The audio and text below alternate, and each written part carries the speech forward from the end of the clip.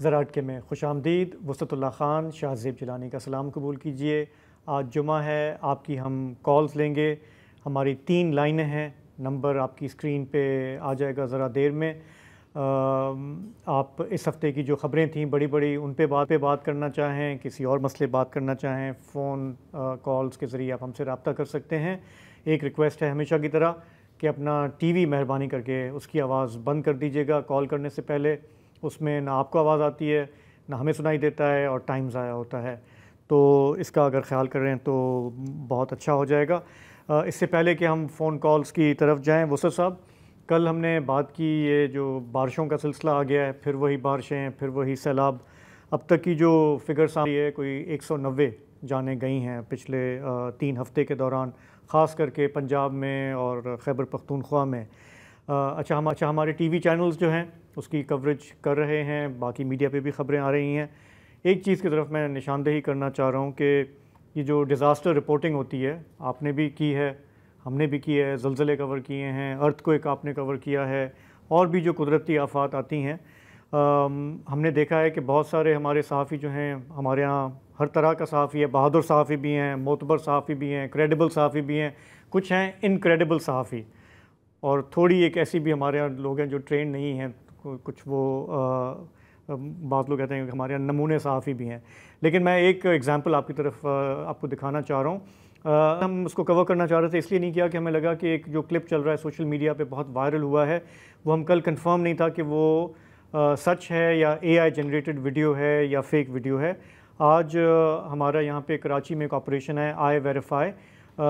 हमारी टीम ने उसको खंगाला, देखा और डिटर्मिन किया कि ये वीडियो फेक नहीं है, ये ट्रू यानी कि रियल वीडियो है। वीडियो क्या है, पहले आप उसको देखें, फिर हम उस पर छोटी सी बात कर लेते हैं। तो हिफाजी तदबीर जो है वो इख्तियार करनी पड़ती है, तो हिफाजी इकदाम जो है वो मुकम्मल किए जा रहे हैं और लोगों को इस हवाले से सख्त मुश्किलात के सामने है। हम भी जो है अपने नाज़रीन को लम्हा लम्हा जो है वो ये बताते जा रहे हैं कि ये सूरत हाल जो है वो पैदा हो जा रही है, मज़ीद इस तरह से सूरत हाल। अच्छा, ये सहाफ़ी हैं अली मूसा रज़ा, डेरा गाज़ी ख़ान से ये रिपोर्ट कर रहे हैं। कोहे सुलेमान का इलाका है, सखी सरवर का इलाका, वहाँ पे बरसाती नाले में तुग़यानी। रूही चैनल सराइकी ज़बान का है, उसके ये रिपोर्टर हैं, और इन्होंने ये बेहतर समझा कि बजाय इसके कि मैं किनारे पे खड़ा होकर रिपोर्ट करूं, मैं उसमें अंदर जाऊं ताकि लोगों को पता चले कि सूरत हाल आखिरी रिपोर्ट भी हो सकती थी। सो अब इंटरनेशनली ये बहुत रिपोर्ट हुआ है। एक हमारा आपको 4 नवाब का एक क्लिप था जो इंटरनेशनल किया, और दूसरा ये जो है पता नहीं अल जज़ीरा से लेके पता नहीं कौन कौन से प्लेटफॉर्म्स पे इंडिया में चल रहा है। थोड़ा सा खंगाला इसको तो पता चला कि ये शौक़ होता है कि वीडियो वायरल हो, लोग देखें, बात हो, चर्चा हो, लेकिन इस हद तक अपनी जान को कॉम्प्रोमाइज़ करना। हमने सिर्फ इस सीज़न में मानसून के कितने वीडियोस देखे हैं, लोग फंसे हुए हैं एक जजीरे पे, फैमिली खड़ी है सवात में, और किस तरह सैलाब आता है और वो आपको बहा के ले जाता है। आप जब बचेंगे नहीं तो रिपोर्टिंग कहाँ से होगी। लेकिन ये वही है ना कि रेटिंग के लिए सब करेगा, ये वो वाला मसला है। हमारे दोस्त भी हैं लाहौर में, अमीन हफीज़ जी, जियो के लिए करते थे, अब वो अपना इंडिपेंडेंट चैनल चलाते हैं। वो घोड़ों से गुफ्तगू करते हुए घोड़े की सवारी या गधा गाड़ी पे बैठ गए, या गर्मी की शिद्दत बताने के लिए ख़ुद नहर में छलांग लगा दी। अच्छा, और चैनल बड़े शौक़ से उनकी तस्वीरें वीडियोस चलाता था। मीर खलील रहमान साहब का जब इंतकाल हुआ है तो एक रिपोर्टर अपनी दारी साबित करने के लिए पहले ही उनकी कब्र में लेट गया कि पहले मुझ पे मिट्टी डालो, मैं नहीं, मतलब क्या ज़बरदस्त। तो फिर उसे डांट के निकाला गया। और इसी तरह ईदी साहब का जब इंतकाल हुआ तो उसकी कब्र की लंबाई चौड़ाई नापने के लिए एक रिपोर्टर उसमें लेट गया और वहाँ से उसने रिपोर्टिंग की। तो ये सब चीज़ें पाई जाती हैं। अच्छा, वही है कि आप मुझसे बाजी ना ले जाएं, भले उसमें कोई मज़हब का खेजी हो, जान का ख़तरा हो, उसकी परवाह नहीं है। आपका भाई जो है वो सबसे आगे होना चाहिए। तो इनका मैंने टिकटॉक अकाउंट चेक किया और उसमें मैंने देखा कि एक और सहाफ़ी कहीं और पे भी, वो भी उसने भी ये बेहतर समझा कि मैं खड़ा हो जाऊं पानी के अंदर यहाँ तक और वहाँ से करूं, लेकिन उसके पीछे वो तुग़यानी नहीं थी। अब मेरा ख्याल है तो कोई सहाफ़ी, अब इसका एक ही तोड़ है कि कोई सहाफ़ी बह जाए, बहते हुए रिपोर्टिंग करे, अब उसके बाद उसकी जान जाए या ना जाए वो एक अलग बात है। तो हम तो जो थोड़ा बहुत जब ट्रेनिंग्स करते हैं तो यही रिक्वेस्ट करते हैं अपने नौजवान सहाफ़ियों से कि ये अपनी जान हथेली पर रख के ही करने की कोई ज़रूरत नहीं है, जब आप यही काम साइड पे खड़े होकर कर सकते हैं। बुनियादी और काम ना ही करतबबाजी या मदारीपन नहीं है, बुनियादी काम खबर है। हाँ, बुनियादी चीज़ खबर है। और ये सब करके जो है ना, ये शॉर्ट टर्म गेन के लिए आप अपनी जान को रिस्क पे डालते हैं। चैनल्स को भी जो है मेरा ख्याल है कि इस तरह की जो गिमिक्री है कोशिश करनी चाहिए कि वो इतना आगे ना निकल जाएं कि इसको ब्रॉडकास्ट करें या उछालें या बताएं कि हमारा रिपोर्टर उस नदी नाले के अंदर खड़ा होकर बता रहा था वो बात जो शायद वो बाहर से भी बता सकता है। तो चलें, ये थोड़ा सा आपके साथ शेयर करना था। अब हम आएंगे फ़ोन कॉल्स की तरफ। कराची से हमारे साथ हैं राहिल अशर साहब। अस्सलाम वालेकुम। हेलो जी राहिल भाई, अस्सलाम वालेकुम। वालेकुम सलाम। आवाज़ आ रही है आपको ना मेरी? बिल्कुल बिल्कुल साफ आ रही है। अच्छा, मैं बात करूंगा शाकिब साहब, अभी ये जो हमारे ताजर बरादरी कल हड़ताल कर रही है जी, उसके हवाले से एक बात दो बात करना चाहूँगा। एक तो मेरे ख्याल कोई ट्रांजैक्शन है उस पर एतराज़ है, दूसरा जो सेल टैक्स नहीं देगा उसको गिरफ्तारी के इख्तियार दे दिए FBI को। तो मेरा सा है FBI वाले ताजिर रोग पे हाथ डालने की बजाय पहले अपने गिरबान में तो देख लें, अपना इदारा ठीक करें। करोड़ों रुपए की गाड़ियां, ब्रांड न्यू महंगी लग्जेरियस गाड़ियां लेके दी हैं। तो दूसरा, आपको पता है FBI के लोग होते हैं वो आपकी इनकम टैक्स रिटर्न फाइल करवाते हैं, वो आपको खुद तरीका बताते हैं कि जी इस तरह टैक्स बचाया जाए, इस तरह बचाया जाए, आप इस तरह फाइल करें, ये करें। तो वो पहले तो FBI वाले अपने अंदर जो काली भेड़े हैं या जो इदारे में खराबी है उसको दूर करें, फिर ताजिरों के ऊपर हाथ डालें। दूसरी बात मैं करूंगा, वो बात मुझे अभी तक खत्म नहीं हो रही, मैं आपसे पूछना चाह रहा हूँ। मैंने अभी ये उन वजीर का नाम मेरे जहन में नहीं आ रहा। जी जी जी, मैं वो है अपने परवेज मलिक जो AMNA लाहौर से मुस्लिम लीग, उनके बेटे हैं यंग से, मुझे उनका नाम नहीं पता, वो वजीर हैं।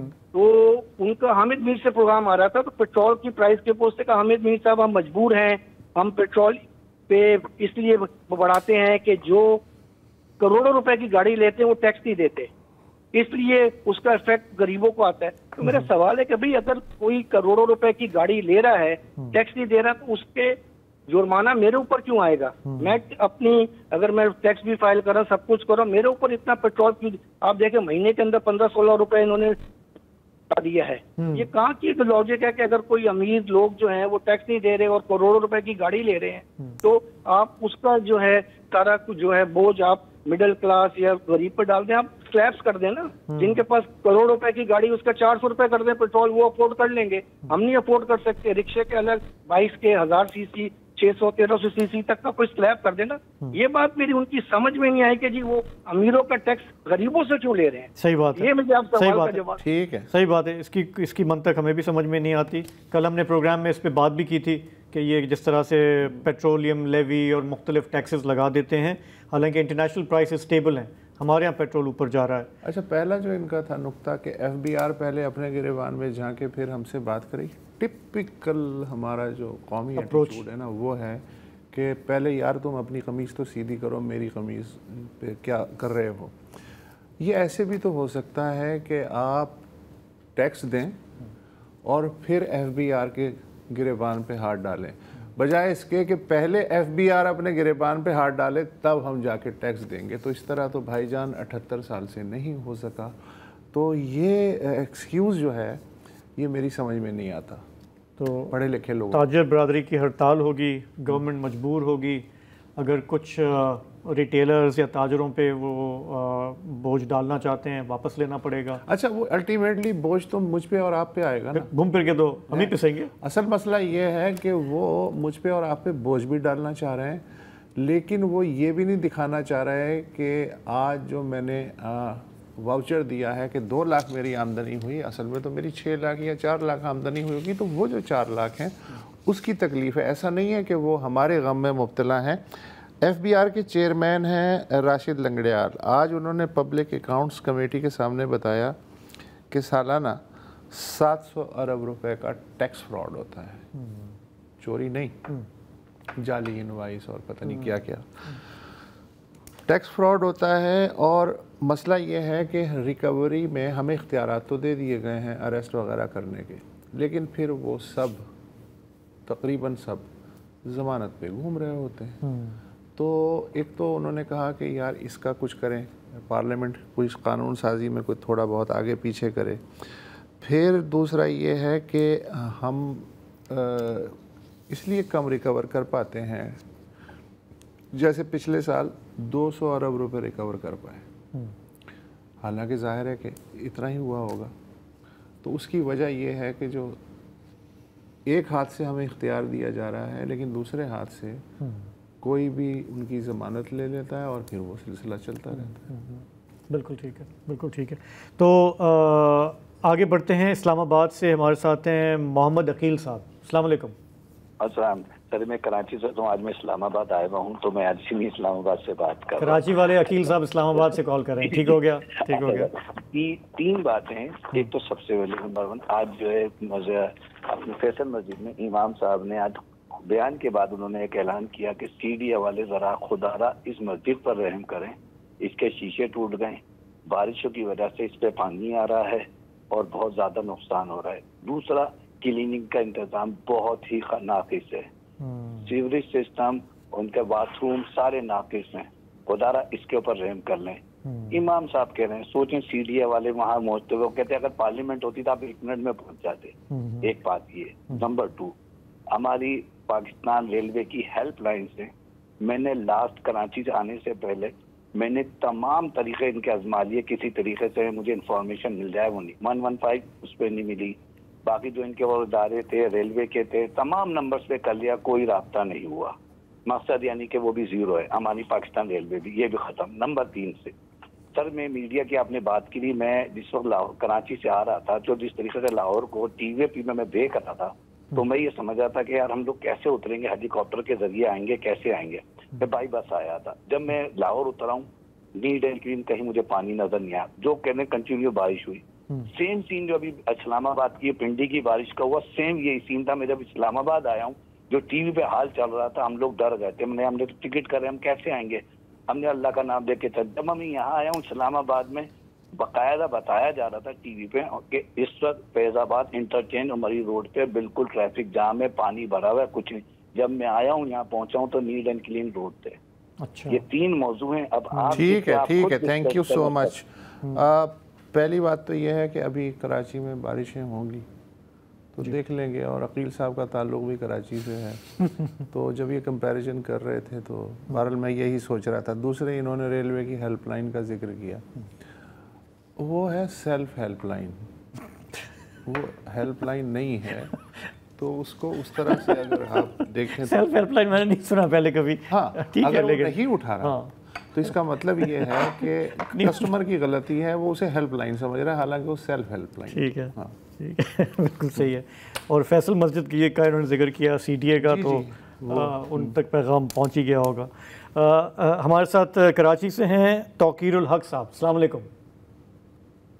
जी वालेकुम सलाम। तौकीर साहब, जी जी, मुझे पता है कि आपसे क्यों बात हो रही है, क्योंकि हमने पिछले दिनों बात की थी फार्मास्यूटिकल इंडस्ट्री पे, ठीक है जी जी, और हमने बात की थी कि जब से डीरेगुलेशन हुई है उसके बाद से प्राइसेस ऊपर जा रही हैं और आम लोग बेचारे चिल्ला रहे हैं, हमारे प्रोग्राम में भी कॉल करते हैं, पेंशनर्स भी, दूसरे भी। तो आपका शायद ताल्लुक़ है फार्मास्यूटिकल इंडस्ट्री से, थोड़ा बताएं कि बेहतरी क्या आई है आम लोगों के लिए। देखिए मैं चेयरमैन हूँ पाकिस्तान फार्मास्यूटिकल मैन्युफैक्चर एसोसिएशन का जी, और ये डीरेगुलेशन की पॉलिसी फरवरी 2024 में आई है।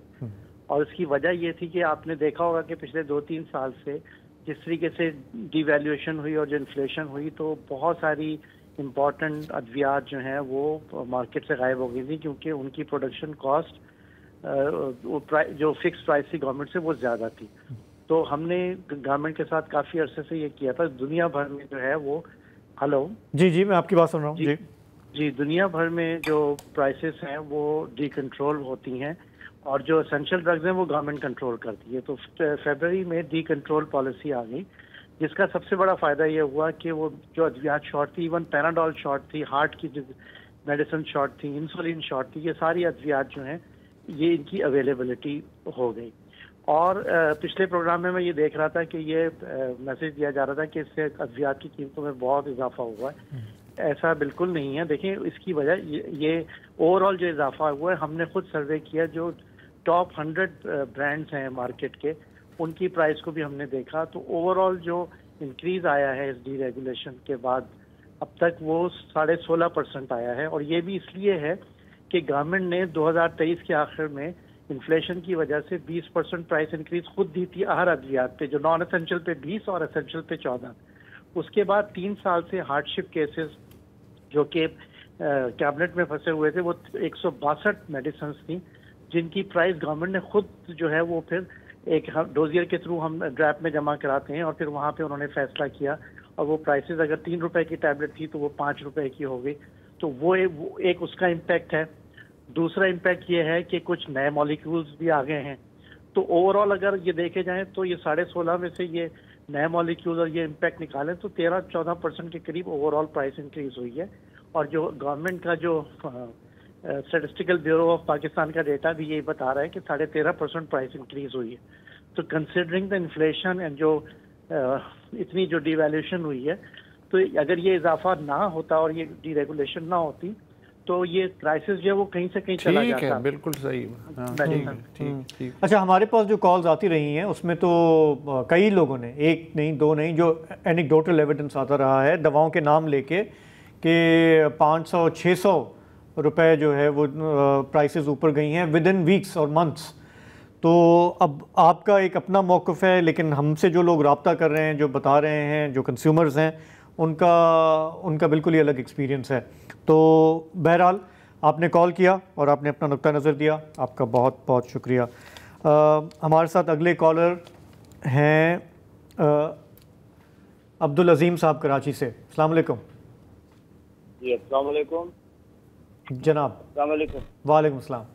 जी मैं ये कराची में तो आप और हम सभी रह रहे हैं, तो एक तवज्जो दिलानी थी कि आपके तवज्जो से इस मीडिया से जो कि आपने एक सिलसिला बड़ा अच्छा शुरू किया हुआ लाइफ स्टाइल का जी। अब ये जो ट्रांसपोर्टेशन में हमारे यहाँ पीपुल्स बस सर्विस शुरू हो गई है, इसमें काफ़ी हद तक कुछ कह सकते हैं कि वो भी मुकम्मल नहीं, 25% की सहूलत है। लेकिन सर्कुलर रेलवे तो एक बड़ा लामतनाही सिलसिला है, कब अब दोबारा रिवाइव होगा, कब होगा या नहीं होगा। लेकिन मैं ये चाहता हूँ कि बिलखसूस वफाकी रेलवे के जो वजीर हैं, कुछ अच्छा ताल्लुक वफाक से है, अब्बासी साहब से, और बिलअमूम जो हमारे कराची के नुमाइंदगान असम्बली में हैं वहाँ वफाक में, इस तरफ को तवज्जो दें कि ये अवामी ट्रांसपोर्टेशन में जहाँ सिंध ने अपना हिस्सा डाल दिया है, वफाक उन रेलवे को जो सिंध कासिम से कराची सिटी तक अच्छे खासे लोग ऑफिस में और लेबर की बहुत से फैक्ट्री तक जाते हैं, पोर्ट तक, कराची पोर्ट तक। तो अगर इसको आप अपने तवज्जुह से ये कहें कि भाई एक वक्त की बात छोड़ें कि 22-25 लोकल ट्रेनें लानी से चलती थी, कम से कम सुबह को 7 बजे से लेकर 9 बजे के दरमियान जब ऑफिस टाइम होता है तो ये लोकल ट्रेनें कम से कम 3-4 डब्बों की चला दें। तो वो जो हैवी कन्वेंस इस वक्त जो कॉस्टली आ रहा है गरीब आवाम पर, रेलवे निस्बतन सस्ती पड़ेगी। और अगर ये हो जाए तो फिर कम से कम इस हुकूमत को कहा जा सकता है कि आप किसी हद तक रिलीफ दे रहे हैं। ठीक है, बिल्कुल बिल्कुल सही। हाँ, पहले यही निज़ाम होता था, लेकिन जाहिर है कि फिर वो पुराना हो गया तो उसको नए से तब्दील किया गया, नए निज़ाम ने अपने किए। तो ये तो मेरे होश की बातें हैं कि सुबह जैसे ये फरमा रहे हैं, सुबह 6 से 9 तक हर 5 मिनट के बाद एक लोकल ट्रेन आती थी। फिर वो पटरियाँ ही उखड़ गई, कब्जे हो गए, बिका गई। फिर पता चला कि ट्रांसपोर्ट माफिया ने बड़ी खुशी मनाई कि चलो कम से कम एक चीज़ तो ख़त्म हुई, तो अब हम किराए इत्मीनान से वसूल कर सकते हैं।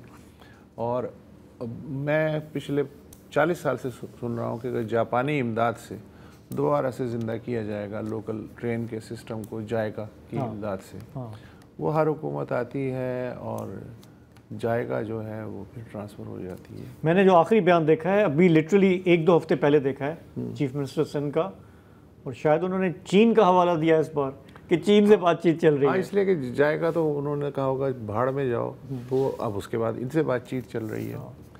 तो अगर ताल्लुकात आपको ख़राब करने हैं किसी मुल्क से, तो उसे कोई ट्रांसपोर्ट का सिस्टम पकड़ा दें और उसे टहलाते रहें, जैसा कि कराची के लोकल ट्रेन सिस्टम को। बिल्कुल ठीक है। तो हम एक ब्रेक लेंगे यहाँ पे, उसके बाद फिर आपकी मज़ीद calls. Welcome back. Rafat Shahab साहिबा हैं कराची से। हेलो। वालेकुम सलाम। सर मैंने आपसे यूओबी के मामले में, बीआई के मामले में बात करनी है। जी जी। लग रहा है कि पूरा डिपार्टमेंट इतनी बड़ी बड़ी building and when they are increasing it is on such a low level scale, तो शर्मिंदगी होती है कि इन्फ्लेशन जा रही है सो मच हाई। पेट्रोल देखिए, आप ट्रेन की टिकट देखिए, आप एक डालडा का पाउच देखिए, it's around 600 rupees and they are increasing hardly 1000 rupees और 1200 रुपीज। 15% 15% इंक्रीज है ना? हाँ जी जी। तो आप मुझे ये बताइए 25 ईयर्स की सर्विस आपने कहीं दी हो, कोई प्लॉट नहीं मिला हो, डेडिकेटेड सर्विस, और उसके बाद this is the end result you get. You have not even taken immigration of any country that you have to be patriotic towards your country. हर सिस्टम, हर डिपार्टमेंट में so much of bungling is there, it's shameful to mention. अच्छा, नहीं आपकी बात बिल्कुल दुरुस्त है कि जो रियलिटीज़ हैं उसके मुकाबले में डेफिनेटली कम है, लेकिन इसका एक पहलू ये भी तो हो सकता है कि पहले तो ये 15% भी नहीं था। तो क्यों नहीं था? यही तो बात है कि तो अब आ गया, गरीब तर होते जा रहे हैं, कहाँ सजा मिली, क्या करा है, और अच्छे अच्छे लोग इसीलिए कहीं अपनी सर्विसेज देने से काफिर हैं कि भाई आपको रिटर्न क्या है। हमें तो कहीं जिंदगी में प्लॉट भी मिला डेडिकेटेड, मैंने सेमी गवर्नमेंट था हमारा ड्यूटी फ्री शॉप का इदारा, 25 years of service continuous, star gate पे करी। उसके बाद जब आपका ये हुआ है नेशनल ये गोल्डन हैंडशेक, उसके बाद आपका पहले 5000 हुए, 6000 हुए, फिर 8 हो गए, 10 होने के बाद हार्डली नाउ 15% इंक्रीज 1200 रुपीज। जी बिल्कुल ऐसा ही है। और इसमें आपकी बात इस लिहाज से भी मैं सपोर्ट करूंगा कि जो मिनिमम वेज है इस वक्त पाकिस्तान में वो 37,000 रुपये माहाना है जो कागज़ों में दिखाई गई है, और आप लोगों की पेंशन जो है उस मिनिमम वेज के लेवल से भी कम है, 15% बिल्कुल कम है। यही तो मैं कह रही हूँ। और उधर जो गवर्नमेंट के ऑफिस हैं उधर 80 हजार है मरने के बाद। तो ये एक तरह से वो पंजाबी में एक मिसाल है कि अच्छा रिफत साहब, हमने कल चेयरमैन EOBI से बात की थी और उन्होंने कहा कि जुलाई 24 में हमने एक इंक्रीज़ किया था, विद इन अ ईयर हमने दूसरा इंक्रीज़ किया है 15% का। मतलब उनका पॉइंट ऑफ व्यू था कि उमूमन हम हर 3 साल में इसको रिव्यू करते हैं, लेकिन चूंकि महंगाई है, ये है वो है, तो गवर्नमेंट ने कहा कि जी इसको आप विद इन 2 ईयर्स दोबारा कर लें। जो पिछला इंक्रीज़ हुआ था वो मिल रहा है आपको? क्योंकि कुछ लोगों ने ये भी कंप्लेन की हमसे रब्ता करके कि अभी वो मिल नहीं रहा। ये भी होता है। और दूसरा ये है सर कि आप मुझे बताइए कि अगर आपने डेडिकेटेड सर्विस करी है, अगर सेमी गवर्नमेंट भी इदारा है, उसको आप उससे भी तो मुहासबा करें गवर्नमेंट जॉब वालों का। लोअर स्केल का भी उनका हमसे कई गुना ज्यादा है, आफ्टर रिटायरमेंट भी और सिटिंग में। तो आई मीन कोई पैमाना नहीं है यहाँ पे नापने का। कैन आई जस्ट आस्क आप कि इस वक्त मंथली कितना मिल रहा है? 10 आ रहा था अभी तक, तो अब देखिए क्या। अच्छा 10 आ रहा था, मतलब अब वो 11,500 हो जाएगा, ऐसे ही है? 15। बताइए शर्मिंदगी की बात है। आप इन्फ्लेशन तो देखिए ना, एक रिक्शा में बैठो, 2 जगह कहीं पास जाना है, आपका जाने आने में 400-500 लगता है, very near distance. We hear you, we absolutely hear you. लेकिन अब सरकार कहेगी कि जी हमने तो हातिमताई की कब्र पे लात मारी है, जितना हमसे हो सका हमने किया है, लेकिन जाहिर है कि ये कुछ भी नहीं है गिवन द इन्फ्लेशन। आपकी कॉल का बहुत बहुत शुक्रिया। हमारे साथ हैं, वक्फा ले ले, वक्फा। अच्छा, हमारे साथ जो कॉलर हैं उनको हम लेंगे एक वक्फे के बाद। आगे बढ़ते हैं। हमारे साथ कराची से कॉलर हैं हसन अली साहब। अस्सलाम वालेकुम। अस्सलाम सर, फर्स्ट ऑफ ऑल तो सबसे पहले अपने वालिद साहब के बिहाफ से आप लोगों का शुक्रिया अदा करना चाहूँगा। अजहर अली उनका नाम है, वो अक्सर कॉल करते रहते हैं EOBI के लिए, तो उनका इंक्रीज हो गया है। He is very much grateful to all of you. आप लोगों ने उसको सुना, यकीनन इसमें आप लोगों का बड़ा हिस्सा है। Thank you. That's number 1। Secondly sir 2-3 weeks पहले मैंने कुछ करप्शन के हवाले से बात की थी। हमने शुगर की जो इम्पोर्टेड एक्सपोर्ट की। अभी रिसेंटली परसों मैंने कल बल्कि पढ़ा कि PCB के ऑडिट के अंदर भी कोई $21 मिलियन की करप्शन है। तो हमारी एक अंडरस्टैंडिंग ये डेवलप होती है कि कुछ हुक्मरानों की तरफ से इसकी पुष्टपनाई है, जिसकी वजह से ये चलता रहता है, उसको हल नहीं कर सकते। बट जो हमारे लैंडर्स हैं, IMF या दीगर इदारे जो हमें लोन देते हैं हमारी बुरी इकोनॉमिक हालत की वजह से, तो सिर्फ मकसद उनका लोन देना नहीं होता, लेकिन एक लार्जर पर्सपेक्टिव में पूरी इकोनॉमिक ग्रोथ होती है। तो लैंडर हमारे, क्योंकि हमने तो हार मान ली है इंटरनली, मेरे ख्याल से ये ठीक नहीं हो सकेगा क्योंकि खुद हम लोग इसके अंदर इन्वॉल्व हैं। तो लेंडर क्यों नहीं मेक श्योर करता है कि ये करप्शन खत्म हो या कम से कम सब कुछ सदुबाब किया जाए? इसके ऊपर आप लोग प्लीज थोड़ा सी रोशनी डालिएगा। मतलब करप्शन खत्म करने का बेड़ा भी जो है वो IMF उठाए, वो क्योंकि अंदर से तो कुछ नहीं हो रहा सर। देखिए वो कंसर्न शो कर सकते हैं, वो लीकेजेस, हमारे यहाँ जो वेस्ट है उसके बारे में निशानदेही कर सकते हैं, लेकिन करना तो at the end of the हमें खुद ही है ना, अगर हम कुछ करना चाहें। वो इस मतलब वो हमें रिमाइंड करा सकते हैं, हम पे प्रेशर डाल सकते हैं कुछ के ये मामला आप ठीक कर लें, लेकिन मतलब उनके हाथ में तो कोई ऐसी जो कुंजी नहीं है कि वो इसको ठीक करें। इस पार्लियामेंट की जहाँ तक बात है तो सबसे जो पावरफुल कमेटी वो पब्लिक अकाउंट्स कमेटी है, लेकिन वो भी नोटिस जारी करती रहती है कि जी फलाना घपला है उसका जवाब दें, ये करें वो करें।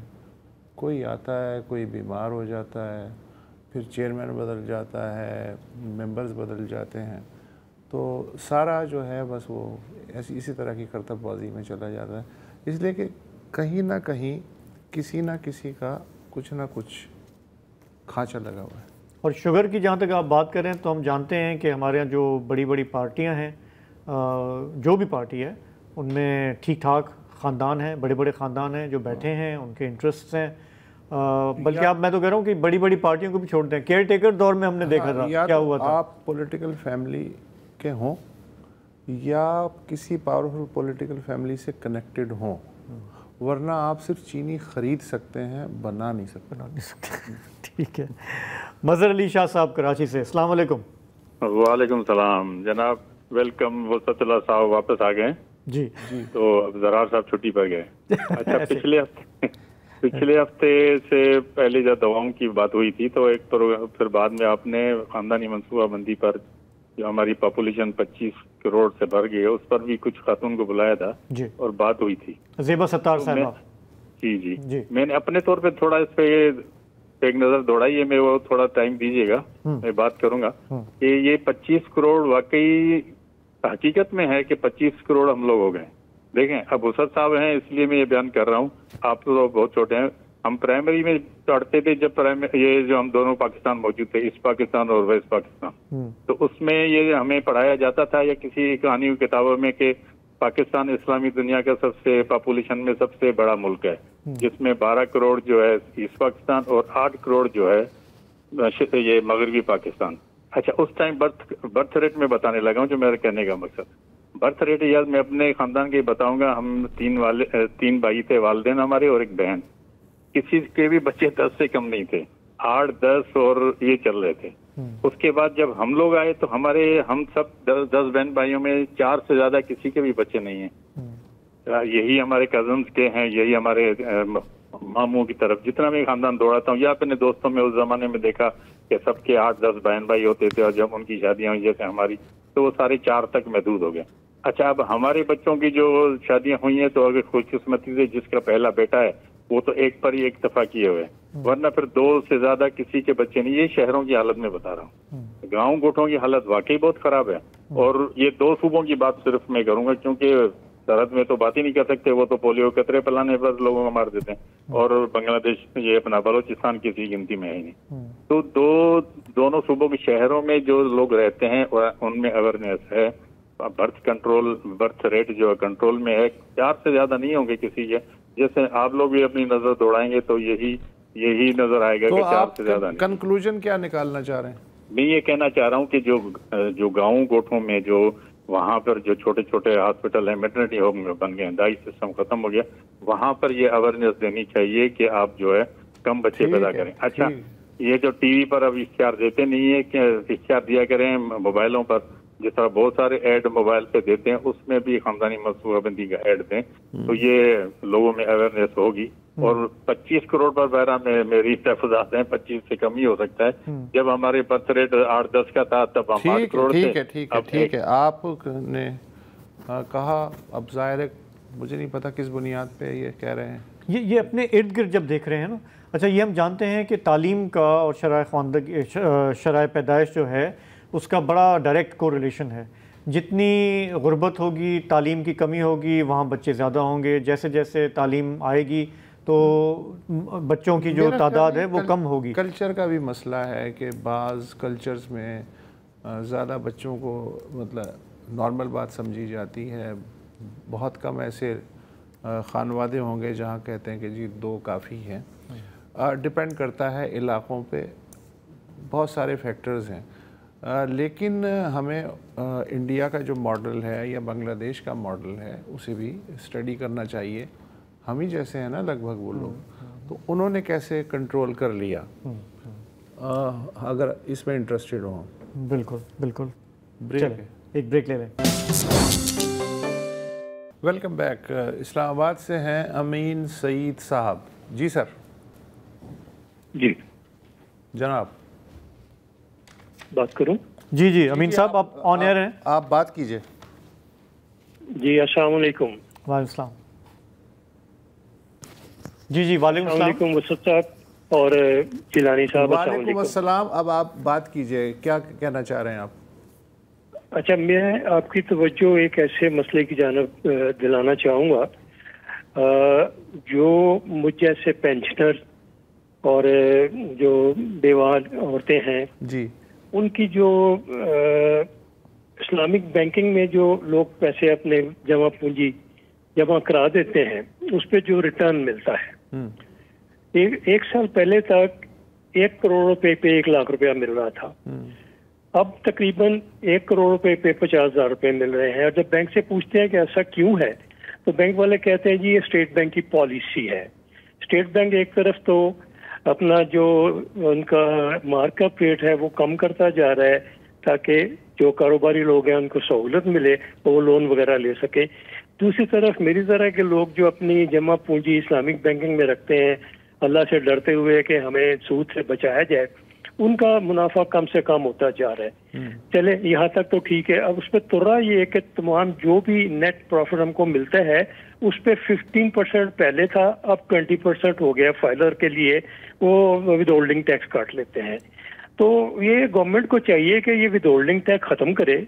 जो पेंशनर या बेवाएं या मेरी उम्र के लोग हैं उनको कुछ फैसिलिटेट करे, तो वरना तो ये लोग फिर वही सूद के कारोबार की तरफ जाना शुरू कर देंगे। तो इसमें फिर हमारे लिए क्या बेहतरी रह जाती है। तो ज़रा मुतल्लिका हकाम से अगर आपकी बात हो सके तो उनकी तवज्जो दिलाइए ताकि वो कुछ लोगों का, हम जैसे लोगों का भी कुछ सोच सकें। वरना तो ये समझ में नहीं आता रेगुलेटरी अथॉरिटी क्या कर रही है। अगर सारा कुछ रिबा फी है तो 15% वो फिक्स क्यों है, उसको भी आप वेरिएबल कर दें। ये भी नहीं है। मैं आपसे आपके ख्यालात जानना चाहूँगा और मेरी ख्वाहिश है कि मुतल्लिका हकाम भी हमारी बात को सुने। ठीक, शुक्रिया। बताएं उन्होंने। ठीक है, अपनी बात उन्होंने क्लियर कर ली। तो कराची से हमारे साथ हैं फ़खरुल इस्लाम साहब। अस्सलाम वालेकुम। वालेकुम सलाम। मैं इस तरफ आपके तवज्जो दिलाना चाहता हूँ कि गुज़िश्ता दिनों बारिश में एक साहब की वीडियो वायरल हुई थी जो कि इंतहाई नामुनासिब थी। उन्होंने इंतहाई नाशाइस्ता अल्फाज इस्तेमाल किए जिसकी सख्त मजम्मत की जानी चाहिए। हमें तरक्की जरूर करनी चाहिए लेकिन ये कि अल्फाज हमारे मुहज़्ज़ब होने चाहिए। ठीक है। दूसरी बात ये कि मैं वसतुल्ला खान साहब से पूछूंगा, ज़रा मुझे बताइए कि हमारे मुल्क में क्या तौहीन अवाम का भी कोई कानून मौजूद है? शुक्रिया। हाँ जी बताएं।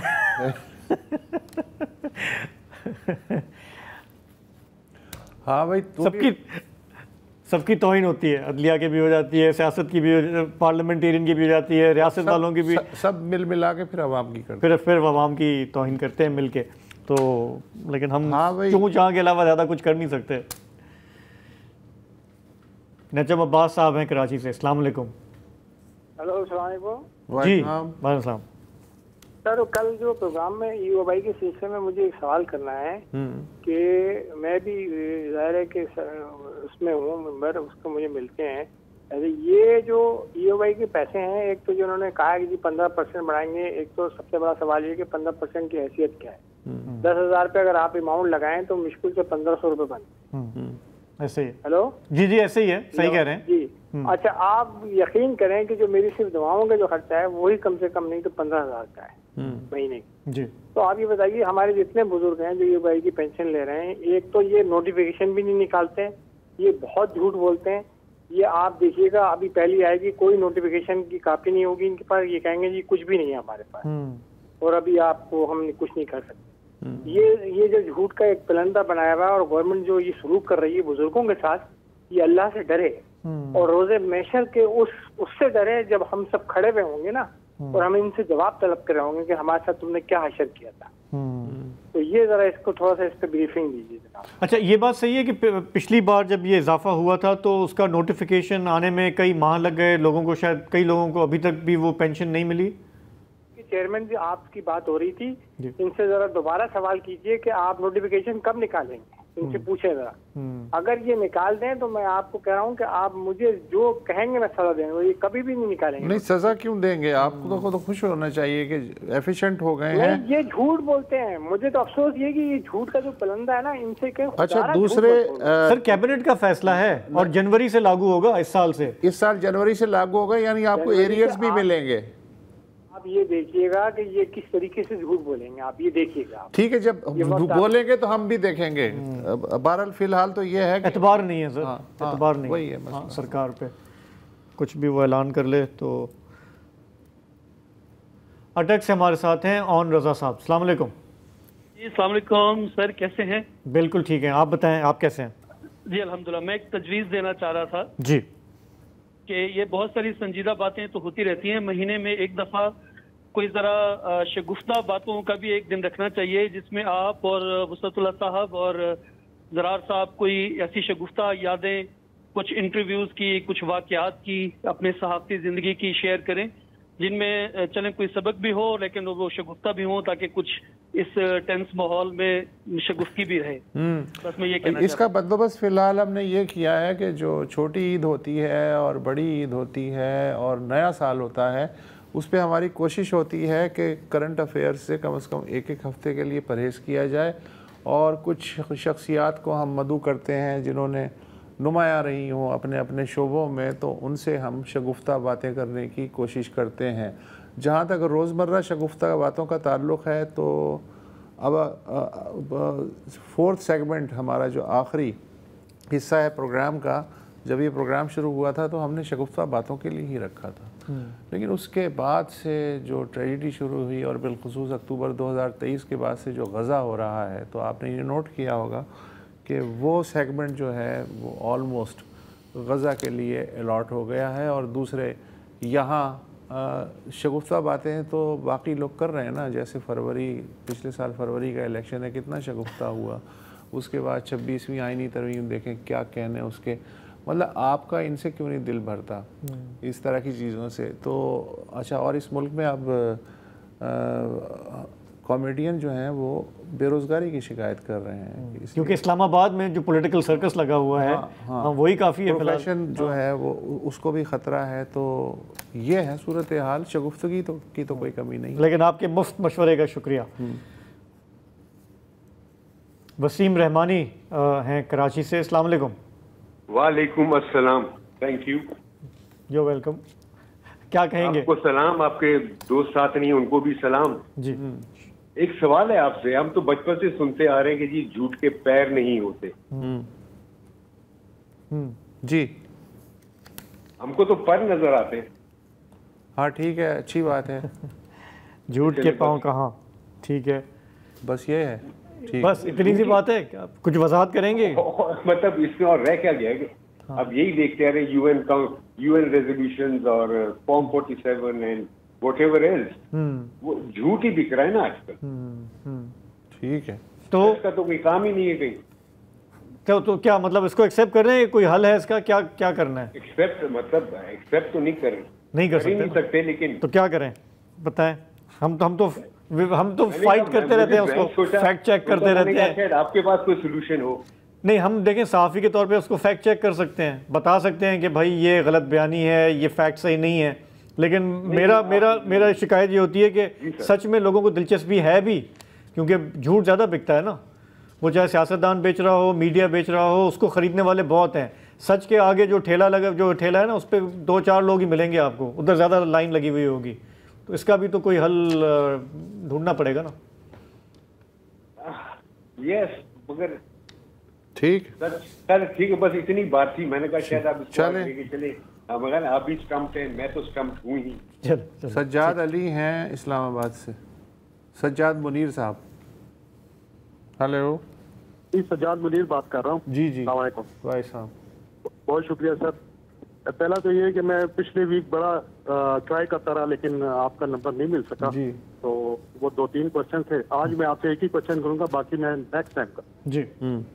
तो मैं ये कहना चाह रहा था कि आप लोग माशाल्लाह वसतुल्लाह खान, शाहजेब जिलानी, इसी तरह मीडिया के और भी लोग हैं, जिस तरह हामिद मीर साहब हो गए और बहुत से लोग हैं, ये अब सेलिब्रिटी बन चुके हैं और ये पूरे अवाम के लिए सेलिब्रिटी बन चुके हुए हैं। और इस तरह की जो खबरें आप बार बार देते हैं, थोड़ा सा अवाम मायूस भी हो जाते हैं। रोज हम एक ही चीज के होते हैं, सियासत देखते हैं दूसरी चीजें, और मायूस कन हमारा जो रवैया है, जो तरीकाकार है सरकारी इदारों में जी, तो क्यों नहीं आप लोग अपने प्रोग्राम में कुछ इस तरह की चीज ऐड करें कि आप लोग एक थाने में चले जाएं, एक बंदा जो है ना वसतुल्लाह खान साहब एक थाने में चले, उसको ठीक करने की कोशिश करें। आवाम को पता ही नहीं है कि एक थाने का कितना बजट होता है, उसे कितने पैसे उस थाने में आते हैं और वो क्या आगे सर्विस में, किसी एक थाने को ठीक कर लें, कोई IO BO को ठीक कर लें, कोई हो सकता है थाने वाले हमें ठीक कर दें बिठा दे तो फिर हो सकता है। कौन आएगा थाने से तो दूर ही रहे तो बेहतर है। ये देखें, ये क्राइम के प्रोग्राम जो हैं वो चलते रहते हैं मुख्तलिफ चैनलों पे और वो करते भी रहते हैं। जी जी जी। और वो क्या कौन सी इकरारुल हसन, वो तो इसके यही करते हैं, छापे मारते हैं, छापामार रिपोर्टिंग जो है वो करते हैं, वो देखा करें, इसकी भी कमी नहीं है। तो चलें, आपके भी मशवरे का शुक्रिया। हमारे प्रोग्राम का वक्त यहीं ख़त्म हुआ। आपसे अब पीर को मुलाकात होगी, तब तक के लिए इजाज़त। खुदा हाफ़िज़, शब बख़ैर।